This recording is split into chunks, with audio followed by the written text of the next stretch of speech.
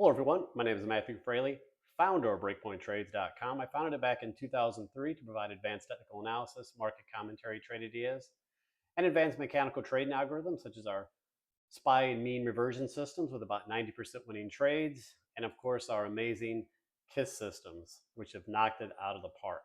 Again, lots happened since my last video. The markets had a nice correction all this April. Again, no one should be surprised. It was well overdue. That said, we gave heads up on it. For example, our NYSI 9 EMA crossover system gave an objective short signal there on April 4th, which you see right here. That's been discussed in the newsletter dozens of times, even before it triggered. That's done well. Also,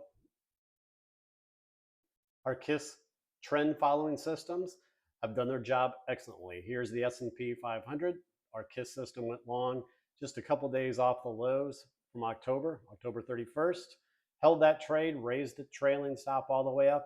It exited early last week at 50.80. Excellent exit. Again, most of the KISS systems are been moving to cash, locking in awesome gains. Just to give you a few examples, here's UPRO on the KISS system, which made an excellent trade there. I think it made 55%. Meta, a lot of the FANG stocks have been closing out. Here's Meta. And you can see it went long back here in October, and it just exited on Friday for a 38% trade. So again, the KISS systems, what they're designed to do is keep you in the market uptrends, but keep you protected like an insurance policy with that smart trailing stop. So they keep you out of these strong market corrections, allow you to ride the uptrends. That's what they do. They do their job well. Anyway, let's go ahead and get back to this video at hand. This is my extensive weekend newsletter, we do a deep dive technical analysis review of the markets and our trading systems. Again, this is our backend recorder for our standard web page format for our subscription service. If you're on YouTube, you should definitely check that out because I put out 5 detailed newsletters a week. You get access to our trade systems, all kinds of stuff. And that's the best way to support me. And anyway, let me go ahead and get that recording started here now. Hello, everyone. This is Matthew Frailey with BreakpointTrades.com. First off, hope everyone has had a nice weekend. It's a beautiful Sunday afternoon here. You know, I've been working all day. My family's out hiking, enjoying the beautiful weather. I'm stuck inside working on the computer. Again, it is what it is. Anyway, again, hope you had a nice weekend.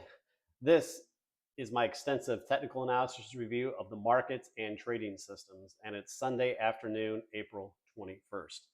This newsletter is divided into 5 major sections. If you happen to, actually 6 major sections.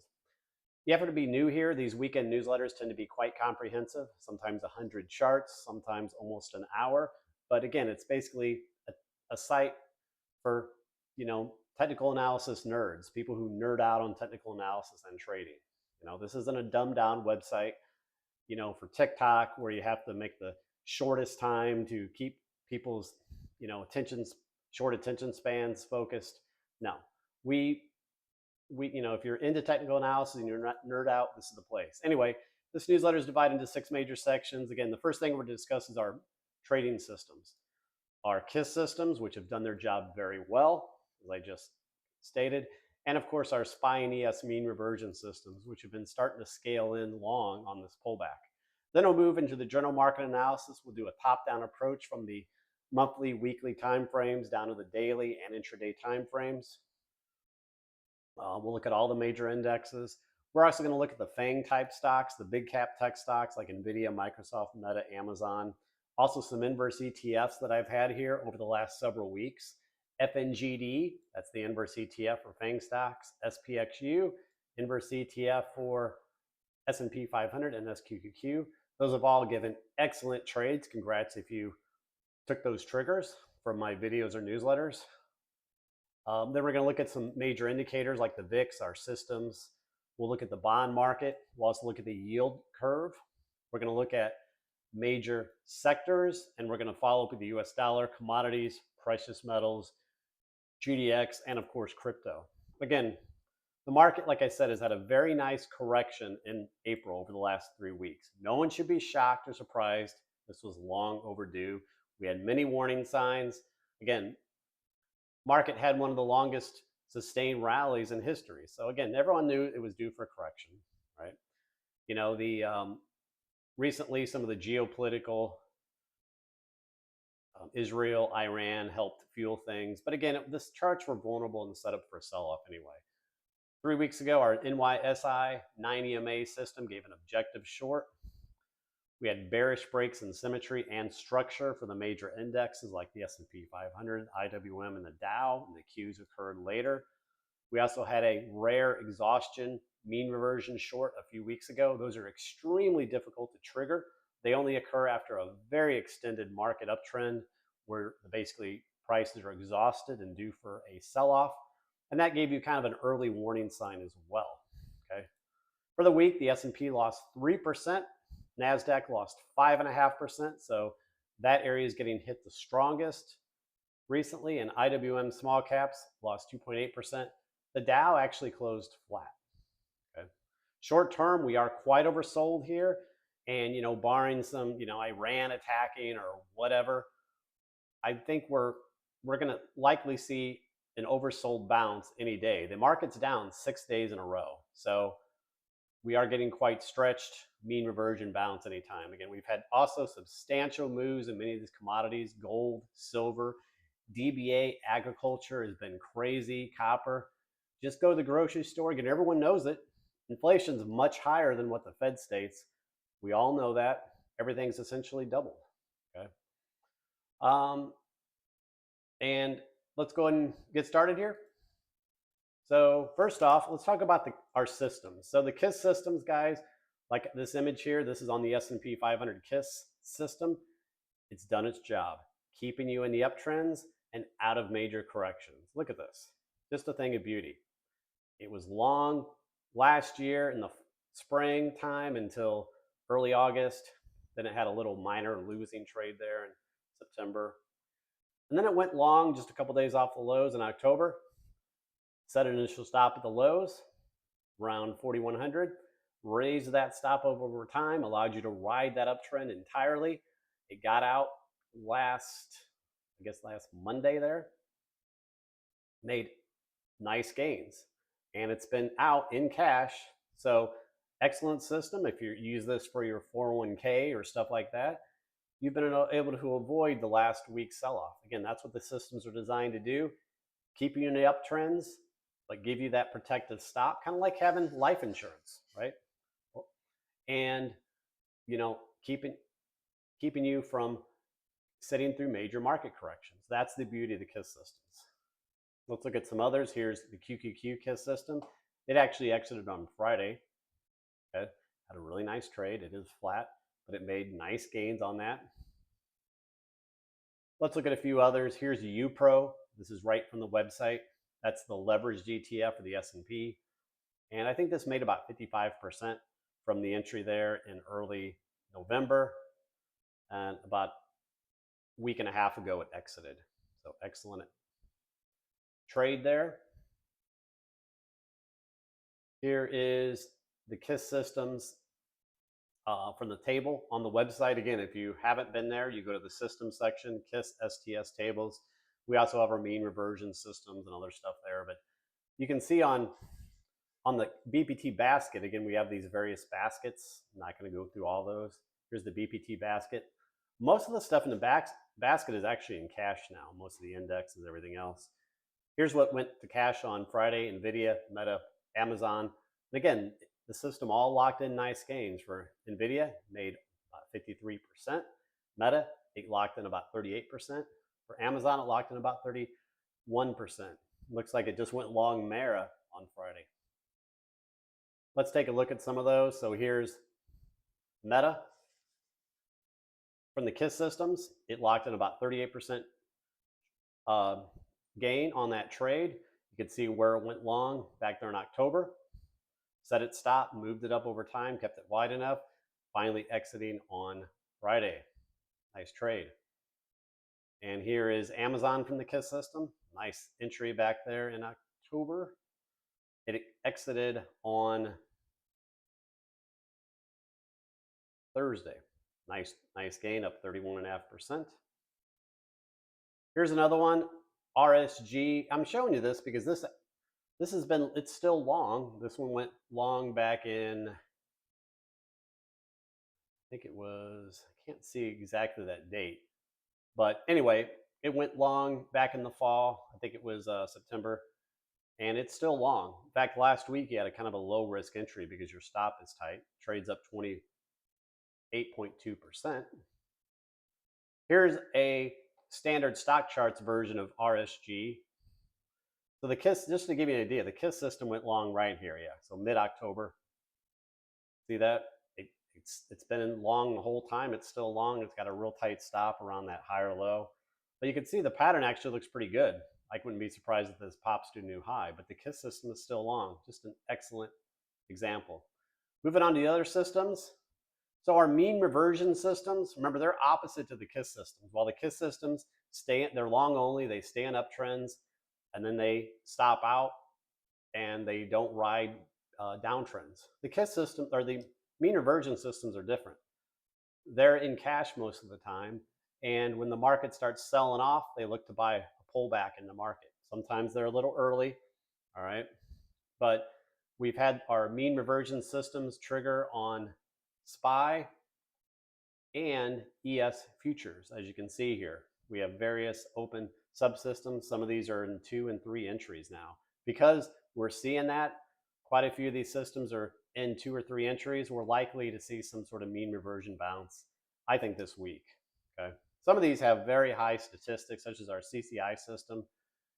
It has around 90%, 96% winning trades with a profit factor of like, I think it's 200. So it's really, really high. Here's one of the CCI, the statistics for the CCI system. This is for ES futures. You can see profit factor is 63, 95.65% winning trades. Excellent profit curve. So again, because we're seeing a lot of these mean reversion systems enter, that's why I think we're close to some sort of oversold mean reversion bounce. Here's our mean reversion systems. We have 21 of them, not 13 look for long trades, 9 look for shorts. So the ones that have triggered have been trend pullback, QEBTS, and CCI oversold, which, anyway, so that's the systems that have triggered long. And here's the mean reversion system trades this year. So far, 14 trades on ES, MES, and 12 trades on SPY. You can see the open trades. We have quite a few open trades. So hopefully we see an oversold bounce this week. If we do, if it's a decent bounce, we'll see a lot of these start to close out. That's what these mean reversion systems do. They look for a bounce opportunity. When they get it, then they get out and go back to cash. They're not trying to ride entire uptrends. And that's what we have our KISS systems for. All right, so enough about that. Let's go and move on to the second part of the newsletter, the general market analysis. Image number 13, here's the index sector table, what transpired on Friday, and of course for the week. You can see the solid losses for the indexes for the week. S&P down 3%, NASDAQ down 5.5%. They're taking it, they're selling off the strongest lately, especially those FANG type stocks. Russell down 2.8%, and the Dow actually closed flat and was up 0.5% on Friday. The Dow had been weaker than the other indexes. It started selling off first. And so I think it just got more oversold, and it's, it was in a spot to have a bounce, unlike the other indexes here, which started selling off later. As far as the 21 market sectors, Friday, we had a kind of a little bounce back on the market, kind of a 50-50 up and down on the 21 sectors, up and down. For the week, pretty nice losses here. Again, some of the sectors were up, like banks, up 2%, consumer staples, healthcare, utilities. Big losses in technology, that was the weakest area. XLK technology sector down 6.3%. Semiconductors down 9.25%. So those were your weakest sectors for the week. Obviously, home builders, real estate, been weak. I mean, interest rates, I think, are 7.5% now on a 30-year mortgage. Currencies, US dollar up 0.2% for the week. Cryptocurrencies have been weaker, as you know. They did bounce on Friday. There's a big weak support zone below. If it breaks, we could see Bitcoin fall to the low 50,000s, which I'll talk about later. Commodities, mostly to the upside here. Now for the week, the index was down 1.2%, crude oil down 3.75%. So weakness in the energy area, but strength in these other areas like the metals, copper up 4.4%, agriculture up 4.25%. That's a big move for that. Corn, wheat, coffee, all up, all inflationary, especially these items you see in the grocery store. All right, you go to Lowe's, copper. Precious metals, gold up 1.9%, silver up 2.2%, rallying again on that geopolitical. That area has been on fire. And GDX, the miners, lagging a bit. I do still think there's a possibility that we did see a high in gold, but we'll just see what transpires here this week. Long term, I'm very bullish on it, but it may need some sort of correction here sometime. We are approaching weaker seasonality. As far as the bond market, nice moves up last week in the 10-year, 30-year Treasury yields. Next. Item number 14 shows the economic news calendar. So first off, guys, earnings season, okay? We provide a link to a stock earnings calendar. Make sure to check your stocks that you hold for trades for earnings. It's always a crapshoot holding into earnings. But quite a few things in the dock this week. Here's PMI, S&P on Tuesday. We also have new home sales, so we'll see what that looks like, with IYR and XHB, those real estate ETFs. Thursday, a lot of different news from initial jobless claims, GDP, and natural gas inventories, PCE on Friday, Michigan sentiment. All right, guys, let's go and jump to these index charts. So first chart below, let's start with the monthly chart of the 5 key major indexes. So we have the Dow, the S&P, NASDAQ, and small cap. So you can see April has been a strong down month. You can see the Dow's down like 4.5%, S&P's down 5%. And honestly, the April is typically one of the second strongest months of the year. So definitely things have flipped on their side this time. So big sell-off here. You can see these ugly candles. Next, chart number 16, here's a weekly view of the major indexes. Remember, several weeks ago, I said that 9-week EMA was your first support, but once that's lost, that would likely start a sell-off. Well, that's what's happened the last few weeks. So the Dow is below its middle Bollinger Bands now. The S&P lost that 9-week EMA, testing the middle Bollinger Bands here. NASDAQ is below it quite a bit, and the small caps as well. Finally, chart number 17, here's a daily snapshot of the same chart with the Bollinger Bands. You can see how price has been waterfall sell-off here, simply riding those lower Bollinger Bands down. We're now down 6 days in a row on the S&P, so that is getting a bit stretched here. Be careful if you're loaded short. We could see an oversold bounce here anytime, especially since a lot of these mean reversion systems have been scaling in. All right, let's move to the individual charts. So here's the Dow Jones. We'll start with that. This is the weekly version. The Dow closed flat. Nice sell-off. Again, big supports around that 37,000 area here. That was the previous resistance. Now that is now support on a pullback. Chart number 19, here's the daily chart of the Dow. So the Dow had a little double top there in late April. You had this channel. You had this big down candle here in early April. Sliced through the channel and the 50-day. That was bearish. That was your bearish break in symmetry. You had a perfect MACD divergence there. And here's an education, guys. This is a great little thing I've learned over the years. So back here, if you recall, in late December, you had a MACD divergence, right? But it didn't produce much of a pullback, more of a sideways. The problem, when you have divergence on the MACD, if it's too far above zero like that, it often doesn't, it just fizzles out.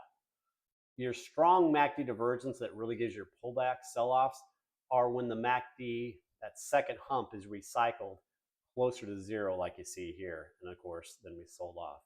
Next big support is this little demand zone down here. And then of course you have the 200-day moving average, all right?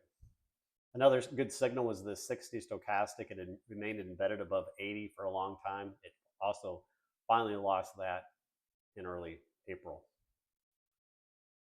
Next, driver 20, here's the S&P weekly chart. Had been down 3% for the week. That's a big week. Ugly candle closing right on the 20-week moving average there. Your big support zone is down here. Moving average ribbon still bullishly stacked. I think, honestly, since we had symmetry breaks, when we get a good rally, it's going to form a lower high and then come down again. Next, driver 21, here's the monthly view. Again, Dow's down about, or S&P is down 5.5% for the month. Just shows you the bigger picture. We're still in this steep uptrend channel from the 2008 lows, 9 lows, I mean. And ultimately, unless the S&P blows this out and goes to 6,000 or 7,000, we could be setting up a major top eventually with this old big monthly MACD divergence that's setting up. Again, MACD hasn't crossed, but it is setting up. Remember, this is a monthly chart. Another good guide is this 14 stochastic, this 50% area. It's been a good dividing line between, major uptrends, downtrends, bull and bear markets. Next. Moving out in the lower time frames, here's the daily chart of the S&P.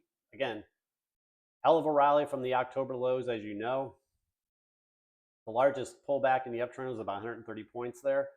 Well, we lost symmetry in early April when the price fell below that 51.34. You got a little coil there. That was your break in symmetry. That was your signal to get out of Dodge if you haven't done so. There was an open gap here from February that we were targeting immediately. Well, we filled that, more than filled that on Friday. All right. Now we'll just have to see where this puppy bounces. Again, we are quite oversold here, but we also have the 200-day moving average way down there. Again, I don't think we're going to go straight down to that 200-day moving average. It's possible we could go there over time, though. Okay. Like I said, typically after a symmetry break, you get a lower high rally and then you get a move down. Maybe that'll test that 200-day moving average. Who knows? Again, I don't think we just go straight down there. You can see we had nice MACD divergence at the highs. The 60 stochastics were embedded above 80, and they crossed below there, giving you an exit as well. Next, driver 23, here's the triple inverse ETF for the S&P. Remember, I've had this on our newsletters and videos for the last several weeks. I was showing this nice channel, this MACD divergence. Price went out of this channel here in early April. That was your area to go long, give it some room. That trade is now playing out nicely. Hope you guys took that. Next, here's my slide on symmetry. I have a dedicated video on this, which I suggest you go watch. It's on YouTube. But again, essentially, symmetry, it's a very useful. So you note the trend that you're in. Let's say you're uptrending. You mark the point pullback in the uptrend, and you need a few of them at least. Then when you have a pullback larger than those, that's a break in symmetry like you see here. That's important because then you almost always form a lower high. So that's important because you then look to, if you buy that low, you look to sell it and maybe short it even. Okay. Same for downtrends. If you're downtrending and you break symmetry, then you form a higher low. Because we broke symmetries, I'm looking for a higher low on the next major rally. Next, driver 25 here, zooming down to the lower time frame. Here's the half-day chart. Again, we filled that gap. That was our immediate target. We're now in one demand zone here. We have a 200 moving average here. Here's your next support zones below that as well. Or of course, major supports way down there at 4,600. Next, driver 26. Here's the 2-hour chart. This kind of wave count we've been showing. So to me, it still looks like we're in some sort of wave 3 here. I mention that because if we get a bounce here, then I'm looking, maybe that bounce would be a wave 4.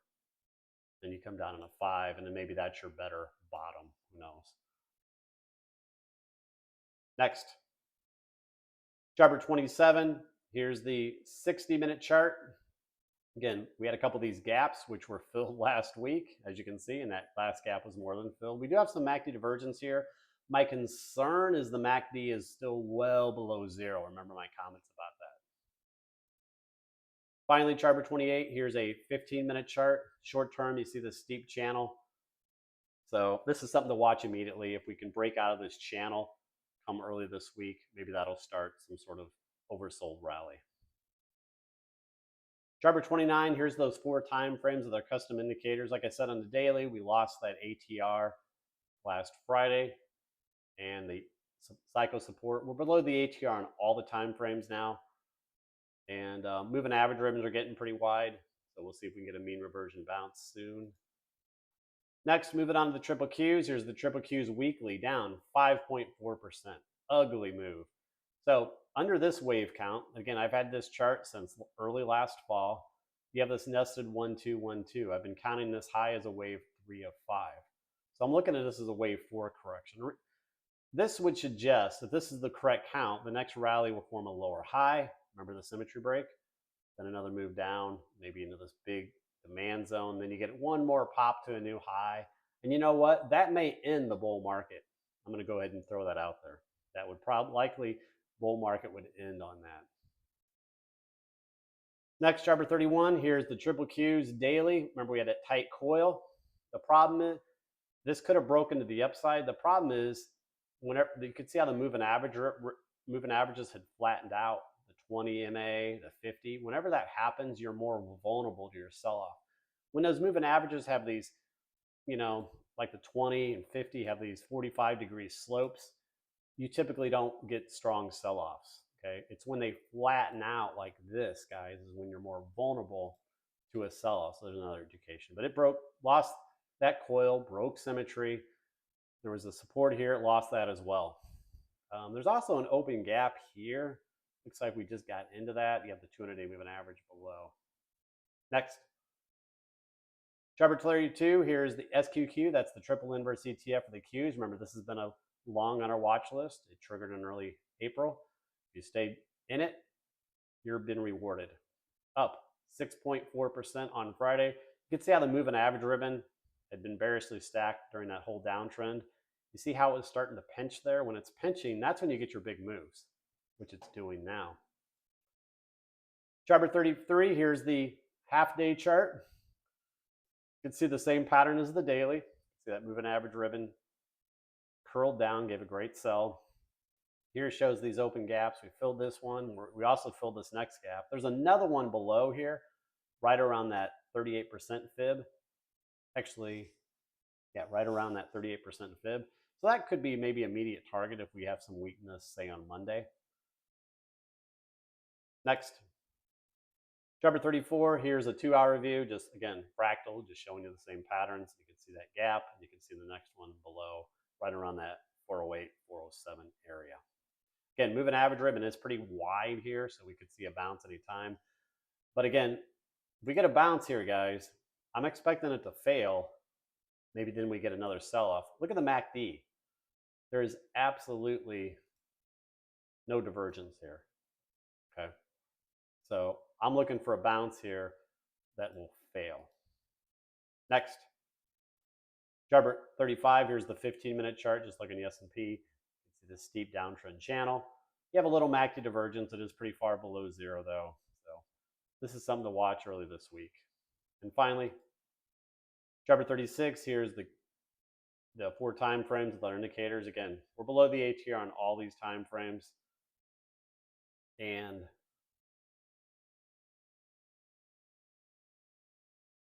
I did refresh the chart here so you can see I had some old data. You can see on the half-day chart, we have quite a wide moving average ribbon. We had the mark 9. So like I said, we could be seeing oversold bounce here, but because we don't have any divergence on a 60-minute charts, 2-hour charts, I think it would likely be short-term. Next, moving on to the IWM small caps. Here's the Russell. Russell stalled right in that big supply zone a few weeks ago. It's selling off. They're very susceptible to interest rates. Here's the daily. The Russell had this absolute textbook wedge. You see this? A, B, C, D, E. Guys, true wedge patterns have MACD divergence. If you ever have a wedge, you draw a wedge pattern that looks correct, but you have no MACD divergence, chances are your wedge isn't complete. You're more likely in wave C. So again, this is absolutely just picture perfect.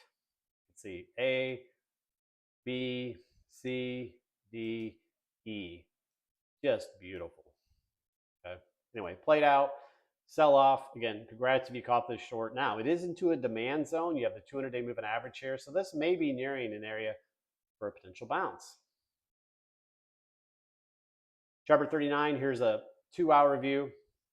You do have a little wedge formation here. Here's your demand zone here. Little MACD divergence. It is quite below zero, but it is developing. And chart 40, here's a 60-minute chart. The wedge looks much better than the 60-minute. You got this is a nice looking wedge developing with this MACD divergence. And a leveraged way to play that would be, I had to refresh the chart. So a leveraged way to play that would be TNA. That's the triple long ETF for the Russell. Again, you can see the same wedge here as that 60-minute IWM. So this is one thing I'm going to be watching early this week for a bounce trade. I actually bought a little bit of it on Friday, but I will add on a break of the wedge. Next. Moving on to the inverse ETFs, here's TZA. That's the triple inverse ETF for the Russell. Again, this is played out nicely. Chart 43, FNGD. That's the triple inverse ETF for the FANG stocks. Remember, I've been showing this. The beauty on this one is you had a really nice base. So it had been building the support base. Volume patterns are decent, and it's finally been breaking out of here on good volume. Up almost 12% on Friday. Look at that moving average ribbon just turning up.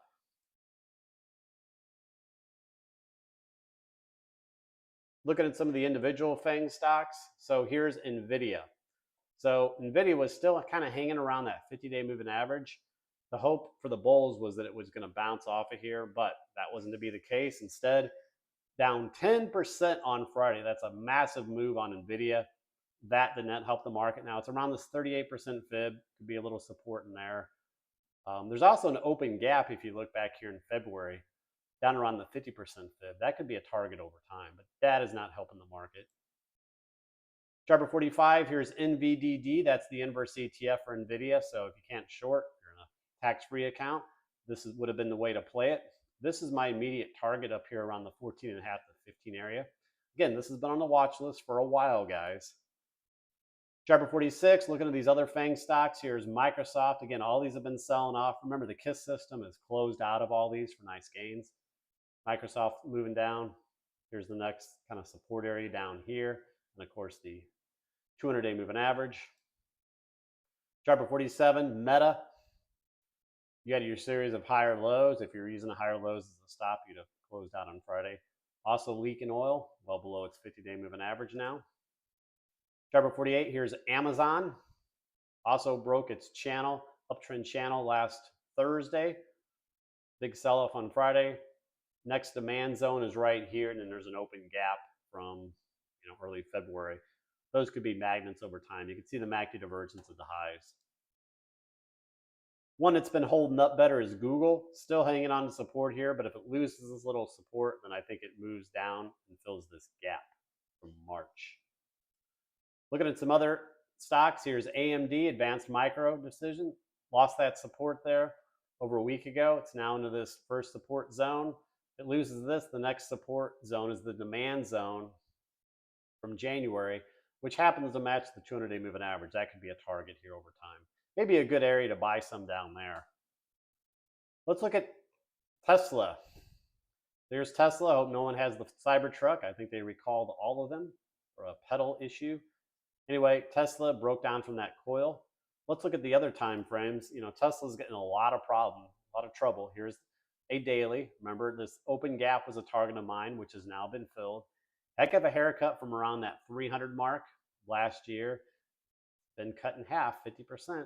Let's zoom out even further. Here's the weekly on Tesla. Slicing through this support, guys. Where's the next big support?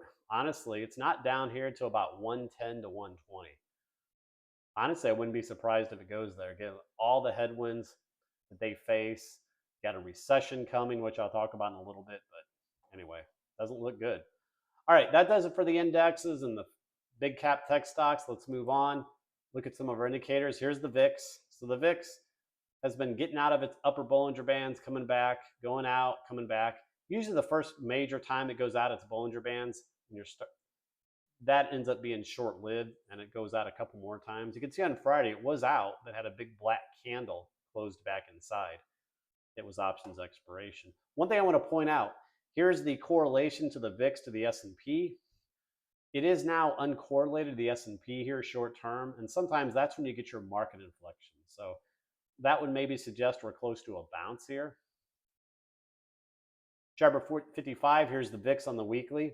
Again, it's been building this long-term base, as you know.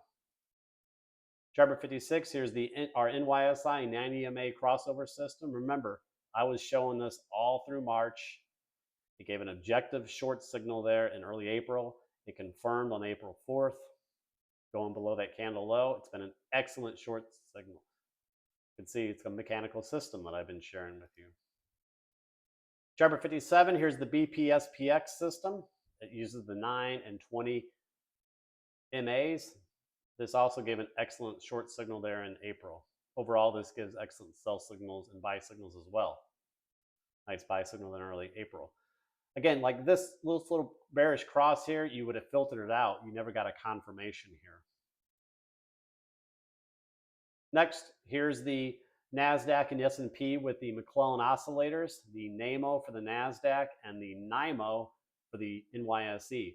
One thing, they were outside their lower Bollinger Bands early last week, came back up. One thing I want to point out, you do have a little positive divergence here. You see, these McClellan oscillators have been moving up a little bit while the index has been moving down. So you got a little divergence. Next, chart 59, here's the percentage of stocks in the S&P 500 that are trading above their 20-day EMAs. Remember, this was an overbought territory in late March. We got our big sell-off, got oversold, and it's bounced here a little bit. But one thing I noted here, if you look at my comments, a lot of the major lows, you had kind of a 1-2 mark. So what I mean is it got oversold, it bounced up, came down again, sometimes formed divergence, sometimes not. But a lot of times you had an up-down before your major bottom. So I'm kind of wondering if we get something like that. We're having them comes down, and then we get a better low there. Just something to ponder. That does it for the indexes. Let's move on to the bond market. Here's the high yield corporate. Market tends to follow that. That bear wedge has been playing out. So far, bouncing off a little demand zone here. The next support zones are below the 200-day moving average. Chart 61, here's the 10-year treasury yield. As you know, it's been in this uptrend channel. Stalling last week at the upward channel line. Still overall in an uptrend.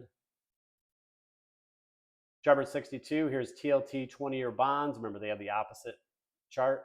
They're in a downtrend channel. Bounced off the lower channel line. Also, you have the 61.8 fib there, which always is an important level, and we did so corresponding right with the channel line.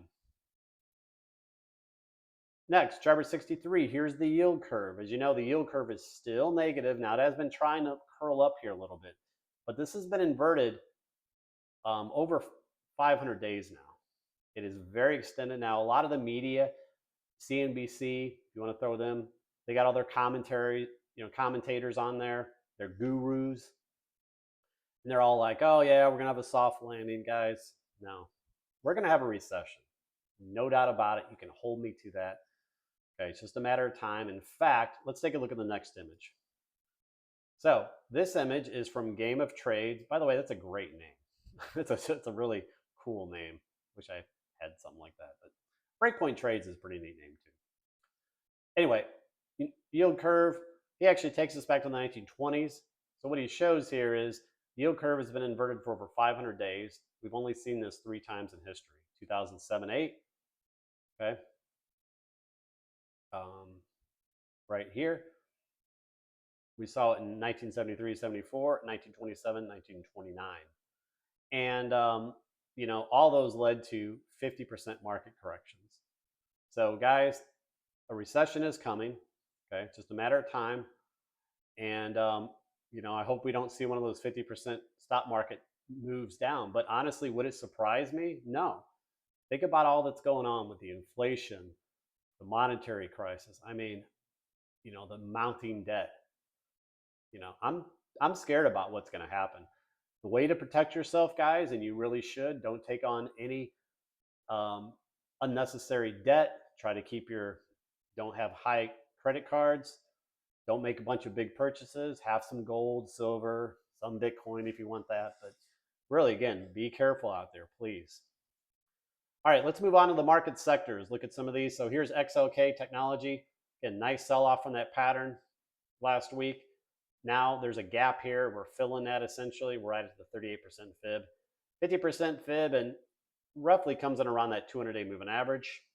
No divergence though, just oversold. So any bounce here is likely, okay, if we bounce, I expect it to be sold, okay? Next, Jabber 66, here's semiconductors breaking that coil, as you know, over a week ago to the downside. It's now approaching its 50% fib. Remember, NVIDIA sold off strongly on Friday. Here's XO Communications sector. Remember, that broke its trend line over a week ago. Now it's below its 50-day moving average.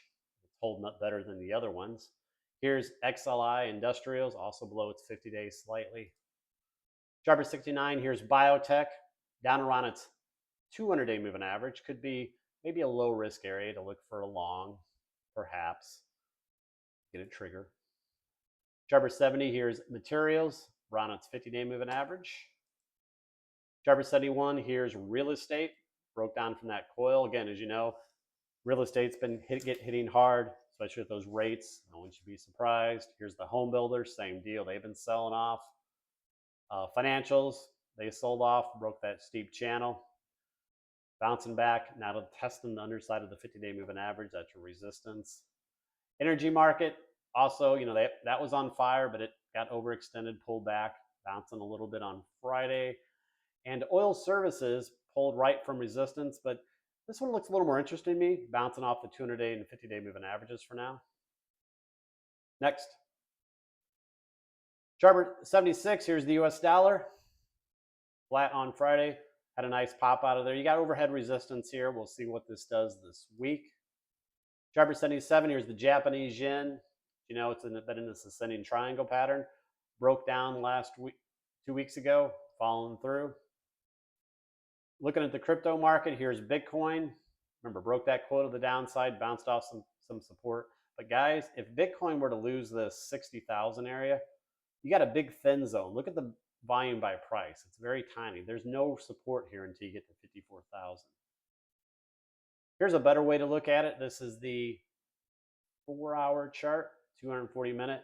So again, you can see the support, but right here, guys, this is a big thin zone. There's no real support here. So like I said, if it loses this 59,000, I could see Bitcoin falling quickly to the 50,000 area. I should mention we have the big halving event coming on Bitcoin. So I know the previous times that has happened, Bitcoin rallied a lot, but we'll see what that does. That is coming. Jabber 80, here's Ethereum. That bounce was a wave, bear flag, wave B, which I said it's been playing out. Some of the individual stocks, Coinbase, again, we had a bearish pattern here, sold off, it's below its 50-day moving average. Jabber 82, MSTR, one of the miners. It's going to get tougher to mine these stocks, as you know. Anyway, below its 50-day moving average. Moving to commodities. Jabber 83. You can see DBA stalling a little bit at that coil area. Been in a big coil here for almost 2 years. Jabber 84, here's the bigger picture, the monthly chart. Again, you essentially have 3 waves. And to me, this looks like it could really launch. Look at your moving average ribbons on the monthly starting to pinch here. That's when it could just start skyrocketing. That could really ramp inflation, guys. Jabber 85, here's crude oil. Now, the energy market's been weaker here lately. Crude oil stalling around that supply zone. Still above its 50 and 200-day moving averages, though. Jabber 86, here's the tradable ETF USO. Jabber 87, here's natural gas. Again, down 1% for the week. Jabber 88, there's the monthly chart going back to 1995. It's near this long-term major support area. One of the ETFs, UNG, you have kind of a wedge pattern here to monitor. And here's another ETF cold. That's the inverse ETF for natural gas, kind of developing into a coil pattern. One to watch. Next, what's been moving are these other commodities. The metals, here's copper up 4.4% for the week. Remember, it broke its coil about 2 months ago. It's been moving up strongly. That's inflationary.